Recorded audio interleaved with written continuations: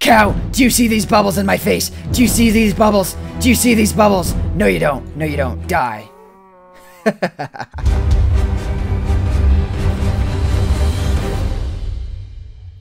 Hey guys, AntVenom here, and welcome back to another Minecraft video. And today I'm going to be ending off the three-part series to the whole 1.9 beta pre-release alpha omega part 5, I guess, whatever you want to call it. I'm just going to call it 1.9.5, I guess you could say.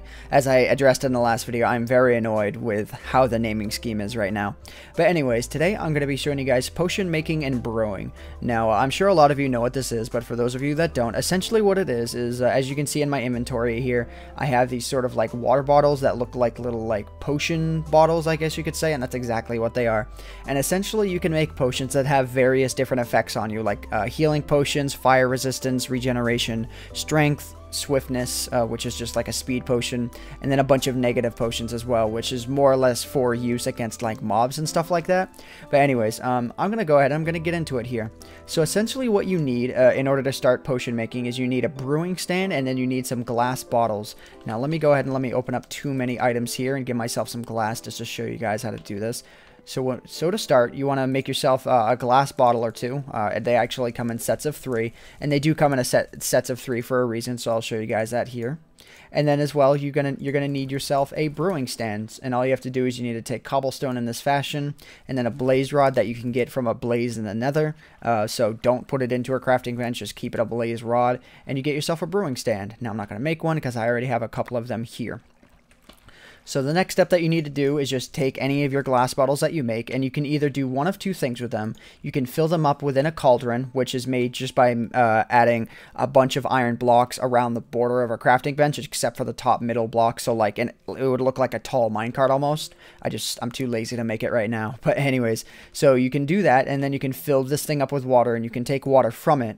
Or the more practical use is you can actually just put an infinite water spring wherever your brewing stand is, and it'll just make it much easier because you can take one of these glass bottles and put them into you can fill them up with an infinite water source, and the infinite water source naturally will just refill up. So, but for the sake of example, I'm not going to do that here in this video. Plus, I mean, this room doesn't really fit an infinite water spring.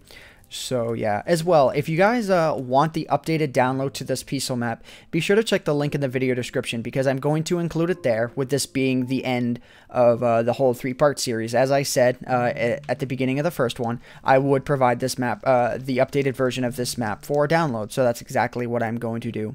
But anyways, moving on here, so to start potion making, as soon as you have all of those required items, just go ahead and right click on the brewing stand that you've placed down on the ground, and you're going to get a menu that looks just like this.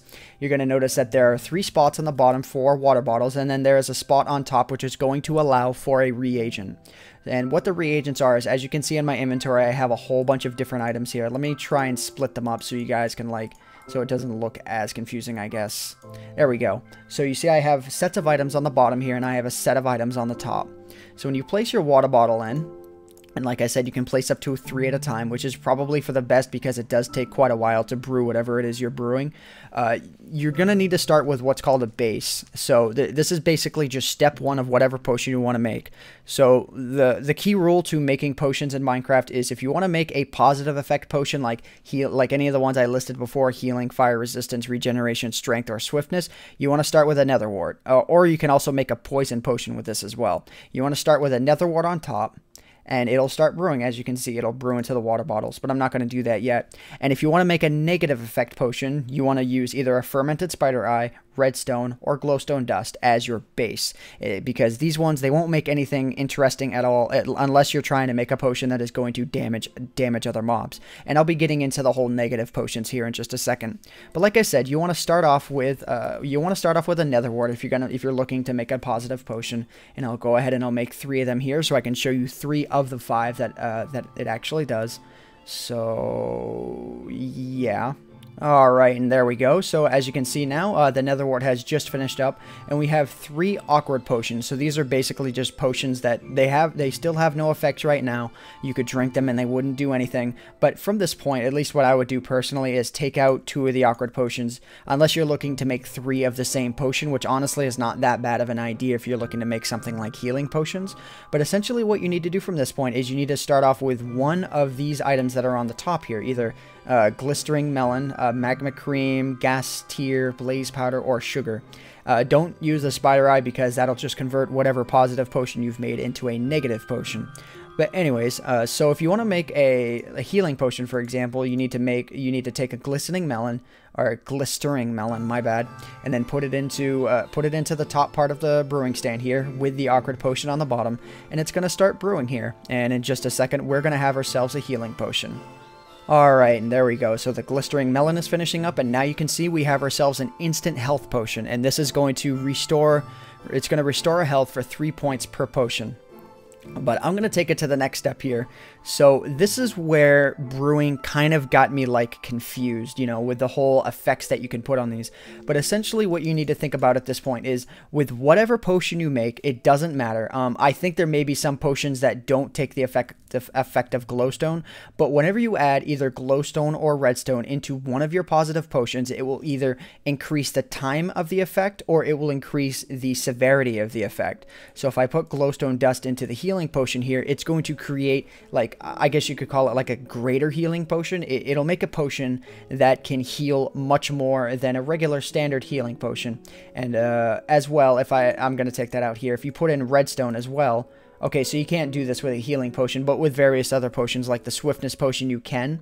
It'll increase the amount of time that the effect lasts for. So I suppose that anything that has an instant effect won't, you know, be affected by this. So yeah, I'm not really sure if this would happen with a potion of strength. So let me go ahead and let me make a potion of strength here. Actually, first though, I'm going to let this complete, and I'm going to go ahead and I'm going to use this so you guys can see what I mean. Okay, so as you can see here, having used the glowstone dust with a potion of healing, you can now see that it says instant health 2. And I'll go ahead and I'll take it from my inventory here. So as you can see, in between the cut, I brought my hunger down to nothing and brought my health all the way down to this. So if I go ahead and I drink this here, it'll bring me from half a heart all the way to what it looks like 6.5 hearts. But I'm going to go ahead and I'm going to set my hunger to full here so it doesn't go killing me. Yeah, so it does look like it'll restore 6 of your hearts rather than 3, so it doubles the effect. So anyways, at this point, what I'm going to be doing is I'm going to be showing you guys just different potions that you can make. So already you guys have learned the basics of how potion making works. The only thing that you really need to know is what these different things up here do. So if you use glistering melons, like I said, it'll allow you to make a healing potion. The magma cream, which can be made by using, I believe it is the blaze powder and a slime ball. You can get the magma cream, and this will give you fire resistance, which is quite appropriate, I would say. The gas tier will give you a potion of regeneration. It'll restore your health over time, and the default potion will last for 45 seconds. The blaze powder alone will give you a potion of strength, and it'll add 1.5 hearts of damage to all of your attacks, with or without weapons. The sugar will give you a swiftness potion, which will increase your movement over time. And then the spider eye will give you a potion of poison, which will poison whatever it hits for a given amount of time and reduce the health to all the way down to half a heart. So anyways, moving on here, what I'm going to be showing you guys next is what the gunpowder is for, because this is really the last effect that I need to show you guys as far as potion making goes. So what I'm going to be doing here is, let's just see here. Alright, let's go ahead and let's add a spider eye into the mix here, and it's going to make ourselves a potion of poison. So I'll wait for that here to brew up.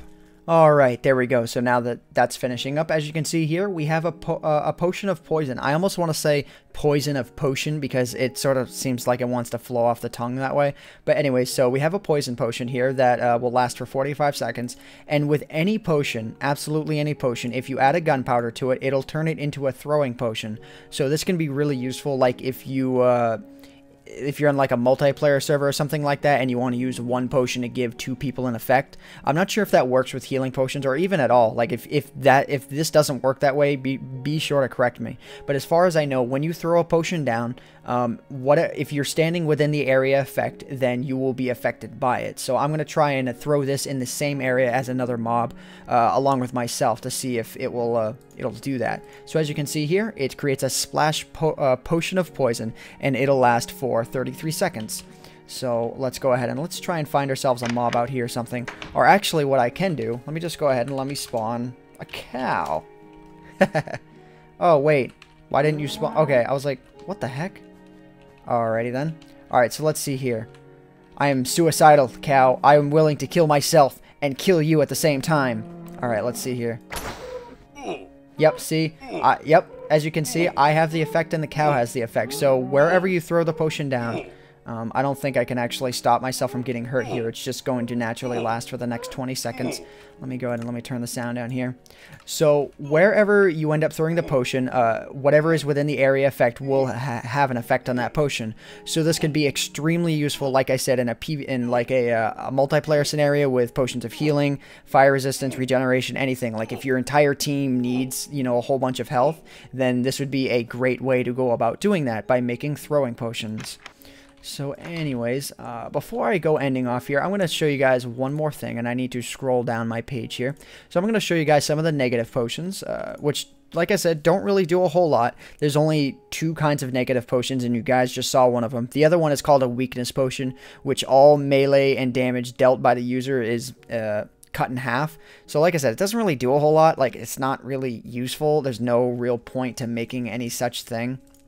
But if you go ahead and you take a water bottle here, and then like I said, you place any of the other things that you had in here. So you can use redstone or the fermented spider eyes, and you'll give yourself a negative effect potion. Or at least you're going to start with a base potion of the, I believe with the fermented spider eye, you're going to get either a thick, no, I'm not sure which potion you're going to get here, but we'll find out here in just a second. So as you can see here, after adding the fermented spider eye to the water bottle, we get a potion of weakness directly. Like I said, it does seem kind of useless because, you know, like the effect doesn't really have that big of an effect on mobs unless it's like a zombie or something. But then again, it shouldn't be that hard to melee zombies anyways, but I think I'm getting off track here. But if you go ahead and add anything like redstone, spider eyes, glistering melons, blaze powders, or glowstone dust to directly to a water bottle, you're going to get one of 2 negative effect base potions, which is either going to be a mundane potion or a thick potion. So those, like I said, they can make one of the 2 negative potions, which is a potion of weakness or a potion of poison. And as you can see, I already have a potion of weakness on me, which doesn't really do a whole lot.